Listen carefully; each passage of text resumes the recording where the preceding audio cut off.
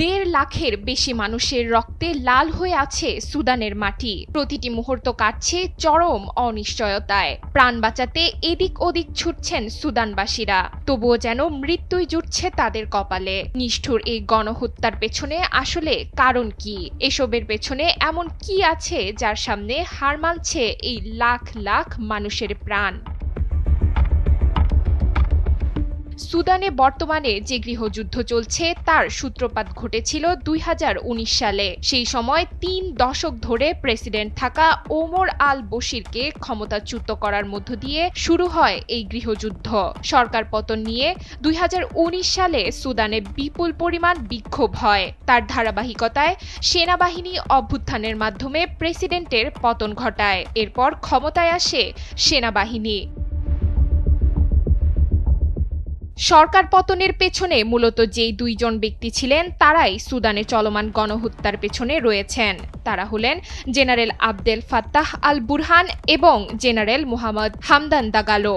General আল বুরহান সুদানের সশস্ত্র বাহিনীর প্রধান এবং সে কারণে তিনি দেশটির প্রেসিডেন্ট। অন্যদিকে দেশটির উপনেতা জেনারেল মোহাম্মদ হামদান দাগালো কুখ্যাত আধা সামরিক বাহিনী র্যাপিড সাপোর্ট ফোর্সেস কমান্ডার।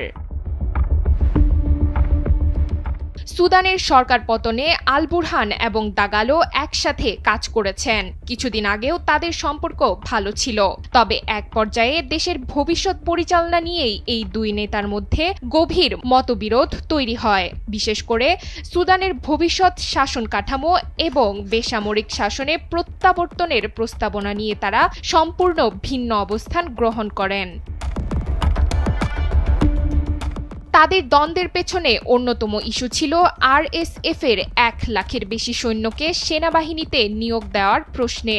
এই সৈন্যদের সেনাবাহিনীতে নিয়োগ দেওয়া হলে নতুন বাহিনীকে কে নেতৃত্ব দিবেন সেটি নিয়েও দ্বন্দ্ব শুরু হয় 2 নেতার মধ্যে। ফলে প্রাণ গেল লাখ লাখ মানুষের।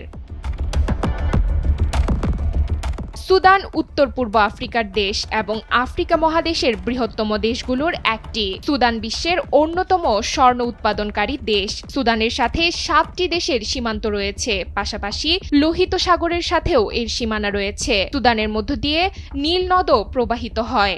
এসব কৌশলগত কারণে সুদান আন্তর্জাতিক শক্তিগুলোর জন্য গুরুত্বপূর্ণ একটি দেশ। যুদ্ধ পরিস্থিতির কারণে গুরুত্বপূর্ণ হওয়া সত্ত্বেও দেশটির রাষ্ট্রীয় আয় দিন দিন কমেই চলেছে। ডেস্ক রিপোর্ট, সময়ের আলো।